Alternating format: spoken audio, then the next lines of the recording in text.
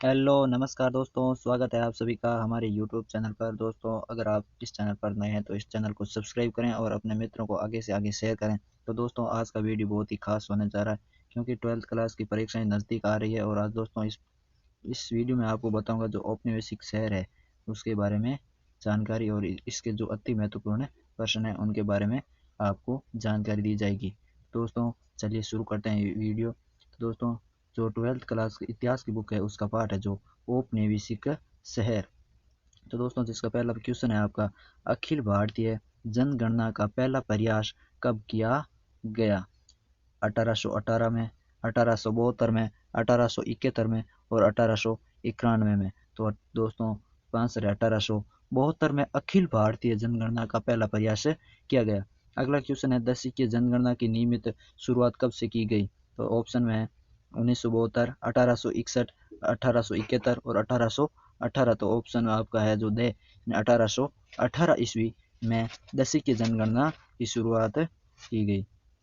अगला जो आपका क्वेश्चन है, सर्वे ऑफ इंडिया यानी भारत सर्वेक्षण का गठन कब किया गया? 1878 में, 1889 में और 1876 में, 1875 में। तो दोस्तों, आंसर 1878 में। अगला क्वेश्चन है, प्रारंभ में मुंबई कितने टापुओं का इलाका था? तो 5, 6, 7 और 8। आंसर है 7 टापुओं का इलाका था जो मुंबई। अगला क्वेश्चन है, औपनिवेशिक भारत की वाणिज्यिक राजधानी थी? कलकत्ता, बम्बई, मद्रास और दिल्ली। दोस्तों, आंसर है बम्बई। बम्बई जो है भारत की औपनिवेशिक वाणिज्य राजधानी थी। तो दोस्तों, आज भी जो वाणिज्यिक नगरी के नाम से विख्यात है तो बम्बई ही है, यानी महाराष्ट्र। अगला क्वेश्चन है, अंतर्राष्ट्रीय व्यापार के लिए 1869 में किस नहर में आवागमन शुरू किया? पनामा नहर, गंग नहर, सुएज नहर, उपरोक्त सभी। तो दोस्तों, आंसर है सुएज नहर। अगले क्वेश्चन है जो आपके अति लघुत्रात्मक प्रश्न, बम्बई ईस्ट इंडिया कंपनी को कब व कैसे प्राप्त हुआ? बम्बई ईस्ट कंपनी को कब व कैसे प्राप्त हुआ? तो दोस्तों, ये क्वेश्चन है जो आपके इम्पोर्टेंट क्वेश्चन है। दोस्तों, इसका आंसर है 1661 ईस्वी में ब्रिटेन में महाराजा ने कंपनी को किराए पर दिया तथा ब्रिटिश सम्राट को यह पुर्तगाल में से देश में प्राप्त हुआ था। अगला क्वेश्चन है, मध्यकालीन शहरों की व्यवस्था बनाए रखने की जिम्मेदारी किस अधिकारी की होती थी? यानी दोस्तों, आंसर है कोतवाल की। अगला क्वेश्चन जो, किस वायसराय ने शिमला में अधिकृत रूप से काउंसलिंग स्थानांतरित की थी? काउंसलिंग यानी राज्यसभा। अगला है जो आंसर इसका वायसराय जॉन लॉरेंस। दोस्तों, ये क्वेश्चन आपका इंपॉर्टेंट क्वेश्चन है। अगला क्वेश्चन है, अंग्रेजों ने पूर्वी तट पर व्यापारिक चौकी कहाँ स्थापित की थी? 1639 ईस्वी में मद्रासपट्टनम में, जिसे स्थानीय लोग चेन्नापट्टनम कहते थे। कंपनी ने यहाँ बसने के अधिकार तेलुगु सामंतों एवं काला हस्ती के नायकों से खरीदा था। अगला क्वेश्चन है जो आपका इम्पोर्टेंट क्वेश्चन है, पेठ शब्द का अर्थ बताइए। ये एक तमिल शब्द है जिसका अर्थ होता है बस्ती। अगला क्वेश्चन है वेरी वेरी इंपॉर्टेंट क्वेश्चन, यानी प्लासी का युद्ध कब व किन के बीच हुआ एवं इसका परिणाम क्या निकला? तो दोस्तों, प्लासी का युद्ध है जो 1757 में ईस्ट इंडिया कंपनी बंगाल के नवाब सिराजुद्दौला के मध्य हुआ। इसमें सिराजुद्दौला की पराजय हुए और 1757 से ही लगभग अंग्रेजों ने हमारे भारत पर अधिकार करना शुरू कर दिया था। अगला क्वेश्चन है, कलकत्ता की स्थापना किन गांवों को मिलाकर की गई? कलकत्ता नगर की स्थापना सुल्तानाती कोलकाता गोविंदपुर की को मिलाकर कलकत्ता की स्थापना की। अगला क्वेश्चन है, कलकत्ता में गवर्नमेंट हाउस के नाम से महल किसने बनाया था? लॉर्ड वेलेस्ली ने, जो बाद में गवर्नर जनरल का निवास बना। अगला क्वेश्चन है, लॉटरी कमेटी की स्थापना कब व क्यों की गई? 1817 ईस्वी में कलकत्ता में नगर सुधार के लिए पैसों की व्यवस्था जनता के बीच लॉटरी भेजकर की जाती। अगला क्वेश्चन है, ईस्ट इंडिया कंपनी चीन को अफीम का निर्यात किस बंदरगाह से करती थी? तो जो है बंदरगाह है बम्बई बंदरगाह। दोस्तों, अफीम जिसे हमारे मारवाड़ भाषा में डोडा कहते हैं, अफीम जो एक बहुत ही नशेदार नशीला पदार्थ होता है। अगला क्वेश्चन है जो आपका, औपनिवेशिक काल में अंग्रेजों द्वारा स्थापत्य कि कौन कौन सी शैलियों से भवन बनाए जाते थे। Important question. औपनिवेशिक काल में अंग्रेजों द्वारा स्थापित कर, तो दोस्तों 3 शैलियाँ थी, नवशास्त्रीय या फिर न्यो क्लासिक शैली। अगला नव गोथिक शैली या इंडो सार्वजनिक शैली। अगला क्वेश्चन है नव गोथिक स्थापत्य शैली में भारतीयों ने कौन कौन सी इमारतें बनवाई। कोवासाजी जहांगीर ने यूनिवर्सिटी हॉल निर्माण करवाया और प्रेमचंद रायचंद ने यूनिवर्सिटी लाइब्रेरी के घंटाघर का निर्माण करवाया, जिसका नाम इनकी मां के नाम पर राजाबाई टावर रखा है। अगले क्वेश्चन है जो आपके लघुत्रात्मक क्वेश्चन है, तो ईस्ट इंडिया कंपनी द्वारा बस अपनी बस्तियों की किलेबंदी करने का प्रमुख उद्देश्य क्या था।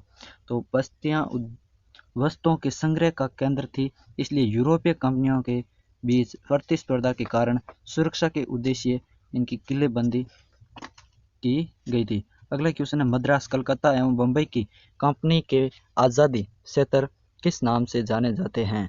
Madras Fort Saint George, Calcutta Fort William और बम्बई फोर्ट। यानी जो मद्रास, कलकत्ता और बम्बई की कंपनियां थी जो आबादी क्षेत्रों में किन किन नामों से पहचानी जाती थी, किन किन नाम से जानी जाती थी। जो मद्रास थे वो तो फोर्ट सेंट जॉर्ज के नाम से, और कलकत्ता है जो फोर्ट विलियम के नाम से, और बम्बई है जो फोर्ट के नाम से। दोस्तों ये क्वेश्चन है जो आपका इंपॉर्टेंट है क्वेश्चन। अगला ये क्वेश्चन है जो वेरी इंपॉर्टेंट क्वेश्चन है, व्हाइट और ब्लैक टाउन शब्दों का क्या महत्व था। व्हाइट यानी यूरोपीय लोगों के रहने के स्थान व्हाइट टाउन कहलाते थे, और भारतीय लोगों के रहने के स्थान को ब्लैक टाउन कहते थे। और अगला क्वेश्चन है कानपुर व जमशेदपुर औद्योगिक शहर किसके उत्पादन के लिए प्रसिद्ध थे। जो कानपुर था वो चमड़े की वस्तुओं एवं सूती ऊनी कपड़ों के लिए प्रसिद्ध था, और जमशेदपुर था वो स्टील उत्पादन के लिए अति महत्वपूर्ण था। अगला क्वेश्चन है औपनिवेशिक काल में स्थापित 2 हिल स्टेशनों का उल्लेख कीजिए। यानी औपनिवेशिक काल में स्थापित 2 हिल स्टेशनों का उल्लेख कीजिए। आंसर है हिल स्टेशन, यानी पर्वतीय शहरगाह की स्थापना का संबंध ब्रिटिश सेना की जरूरतों से था। शिमला की स्थापना गोरखा युद्ध के समय की गई थी। माउंट आबू एवं दार्जिलिंग की स्थापना की गई। अगला क्वेश्चन है आपका 19वीं सदी के दौरान औपनिवेशिक शहरों में महिलाओं के लिए अवसर उपलब्ध थे, इस कथन की पुष्टि कीजिए। ये क्वेश्चन है जो आपका इंपॉर्टेंट क्वेश्चन है, क्योंकि ऐसे क्वेश्चन हमारे परीक्षाओं में भी पूछ सकते हैं। तो इसका आंसर है महिलाएं पत्र पत्रिकाओं, आत्मकथाओं और पुस्तकों के माध्यम से समाज में अपनी स्वतंत्र पहचान बनानी शुरू करती थी। समय बीतने पर सार्वजनिक स्थानों पर महिलाओं की उपस्थिति बढ़ने लगी। वे नौकरानी, फैक्ट्री मजदूर, शिक्षिका, रंगकर्मी एवं फिल्म कलाकारों के रूप में सामने आने लगी। अगला क्वेश्चन है आंकड़ों के वर्गीकरण व एकीकरण में जनगणना कमिश्नर के सामने कौन सी कठिनाई आती थी। तो दोस्तों इसका आंसर है गलत सूचना देते थे, यानी व्यक्ति अपने आप को सम्मानित बनाने के लिए व्यवसाय की सही जानकारी नहीं देते थे, यानी अपने आप को सम्मानित करने के लिए गलत सूचना दे देते थे। और अगला जो मृत्यु दर व एवं बीमारियों से संबंधित जानकारी भी गलत देते थे। अगला क्वेश्चन है स्थापत्य शैलियाँ ऐतिहासिक दृष्टि से किस प्रकार महत्वपूर्ण है।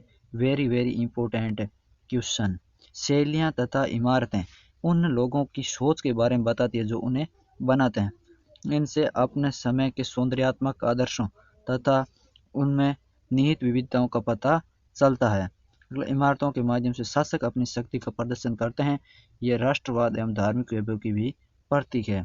अगला क्वेश्चन है अमर कथा यानी मेरी कहानी किसने लिखी तथा किस पर आधारित है। यह विनोदिनी दासी ने लिखी थी, जो बंगाली रंगमंच की अदाकारा थी। इसने समाज में औरतों की समस्याओं पर केंद्रित भूमिकाएं दी।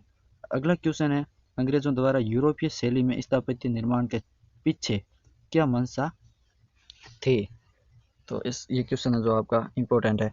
अजनबी देश में जाना पहचाना सा भूदृश्य रचने एवं उपनिवेश में घर जैसा महसूस करना। यूरोपीय शैली को वे श्रेष्ठता, अधिकार और सत्ता का प्रतीक मानते थे। यूरोपीय शैली के भवन भारतीय प्रजा व स्वामियों के बीच के फर्क को दिखाती है। अगला क्वेश्चन है, भारतीय व्यापारियों को नव गोथिक शैली रास क्यों आई?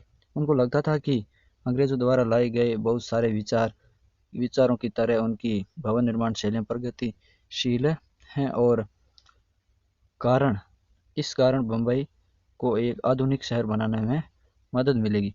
अगला, गेट वे ऑफ इंडिया कब एवं कहाँ बनाया गया तथा इसका निर्माण किस शैली में हुआ? Important question. Gateway of India का निर्माण है जो 1911 में हुआ, जो बम्बई में है, गुजरात शैली में किया गया। अगला क्वेश्चन है, गेट ऑफ इंडिया का निर्माण किस लिए किया गया? गेट वे ऑफ इंडिया का निर्माण ब्रिटिश राजा जॉर्ज पंचम और उसकी पत्नी मेरी के स्वागत के लिए किया गया। दोस्तों ये क्वेश्चन दोनों ही इम्पोर्टेंट क्वेश्चन है। अगला क्वेश्चन है, चोल किन भवनों को कहा जाता था? चाल किन भवनों को कहा जाता है? बम्बई में खास तरह की इमारतों को चोल कहा जाता है। तब ये बहुमंजिला इमारतें थी जिनमें एक दूसरे कमरे आवासीय इकाइयाँ थी जिनके सारे कमरों के सामने खुला बरामदा या गलियारा होता था और बीच में दालान होता था। अगले क्वेश्चन है जो दीर्घ उत्तरीय प्रश्न है, यानी थोड़े बड़े क्वेश्चन है, जो है औपनिवेशिक शहरों में रिकॉर्ड संभाल कर क्यों रखे जाते हैं? व्यवसायिक मामले चलाने के लिए बोरा रखा जाता है। बड़े शहरों में जीवन की गति एवं दिशा पर नजर रखने के लिए नियमित रूप से सर्वेक्षण करते हैं। सांख्यिकी आंकड़े एकत्रित करके परिवर्तनों को जांचने का प्रयास करते थे। औपनिवेशिक शहरीकरण को समझने के लिए जनगणना संबंधी आंकड़े किस हद तक उपयोगी होते हैं? शहरों के फैलाव पर नजर रखने के लिए नियमित रूप से लोगों की गिनती की जाती थी। जनगणना का पहला प्रयास जो हुआ था दोस्तों 1872 ईस्वी में तथा नियमित जनगणना 1881 में शुरू हुई थी। जनगणना में ऐतिहासिक परिवर्तन को मापने की जानकारी उपलब्ध होती है। इससे उम्र, जाति, लिंग एवं व्यवसाय की जानकारी प्राप्त होती है। तो दोस्तों अब मैं जो इम्पोर्टेंट क्वेश्चन है वही आपको बता देता हूँ। अगला क्वेश्चन, जो औपनिवेशिक काल में हिल स्टेशनों की स्थापना क्यों की गई? ये क्वेश्चन जो है आपका इम्पोर्टेंट है क्वेश्चन है। भारतीय पहाड़ों की मृदु और ठंडी जलवायु को फायदे की चीज माना जाता था और हिल स्टेशनों को सैनिटोरियम के रूप में विकसित किया जाता था और सिपाहियों को विश्राम एवं इलाज के लिए भेजा जाता था। हिल स्टेशनों की जलवायु यूरोप की ठंडी जलवायु से मिलती जुलती थी। हिल स्टेशन अर्थव्यवस्था के लिए अति महत्वपूर्ण था क्योंकि यहाँ चाय और कॉफी के बागान थे। अगले क्वेश्चन है, जो प्रमुख भारतीय व्यापारियों ने औपनिवेशिक शहरों में खुद किस तरह स्थापित किया? अगला क्वेश्चन है, 18वीं सदी में शहरी केंद्रों का रूपांतरण किस तरह हुआ? ये क्वेश्चन इंपॉर्टेंट है। राजनीतिक तथा व्यापारिक पुनर्गठन के साथ पुराने नगर जैसे लाहौर, दिल्ली, आगरा ने राजनीतिक प्रभुत्व खो दिया एवं मद्रास, कलकत्ता एवं बम्बई का उदय हुआ। नई क्षेत्रीय ताकतों के विकास से लखनऊ, हैदराबाद, श्रीरंगपट्टनम, पूना आदि नगरों का महत्व बढ़ा। नए राज्यों के बीच निरंतर लड़ाई, सैनिकों को रोजगार प्राप्त होने लगा। स्थानीय विशिष्ट लोगों तथा उत्तर भारत में मुगल साम्राज्य के अधिकारियों ने कस्बे एवं गंज से शहरी बस्तियों को बसाया। अगला क्वेश्चन है,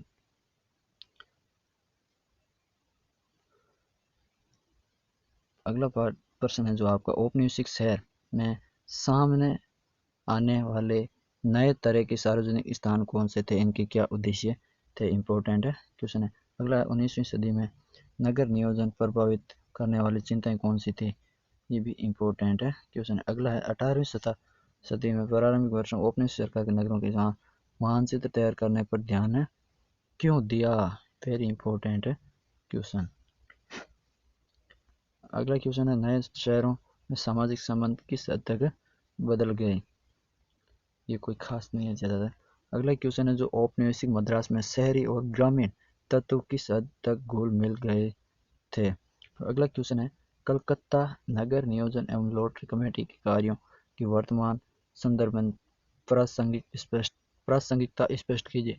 ये वेरी इंपॉर्टेंट क्वेश्चन है, प्रासंगिकता स्पष्ट करना। तो कलकत्ता नगर की समुचित व्यवस्था को देखने एवं कार्यों सुधार के लिए आवश्यक धन की आवश्यकता होने पर जनता को लॉटरी बेचकर धन जुटाने का कार्य करती है तथा वर्तमान में नगर निगम जो कार्य करती है वह कार्य लॉटरी कमेटी करती है, जो निम्न शहर का नक्शा बनवाया ताकि कलकत्ता को नया रूप दिया जा सके, और शहर में सड़कें बनवाना, जन स्वास्थ्य की सुविधाएं जुटाना, और शहर को साफ सुथरा रखने के लिए अवैध कब्जे हटाना। लॉटरी कमेटी वही कार्य करती जो वर्तमान में नगर निकाय की संस्थाएं करती है, इसलिए हम कह सकते हैं कि ये कमेटी वर्तमान संदर्भ में प्रासंगिक हैं। औपनिवेशिक काल में प्रचलित स्थापत्य कला शैलियों की विशेषताओं का उल्लेख कीजिए। नवशास्त्रीय एवं निकोसिलिक, नवगोथिक शैली, इंडो सार्वजनिक शैली। तो दोस्तों इस वीडियो में फिलहाल इतना ही। कैसा लगा वीडियो कमेंट करके ज़रूर बताना। अभी तक आपने इस चैनल को सब्सक्राइब नहीं किया तो सब्सक्राइब करें और अपने मित्रों को आगे से आगे शेयर करें।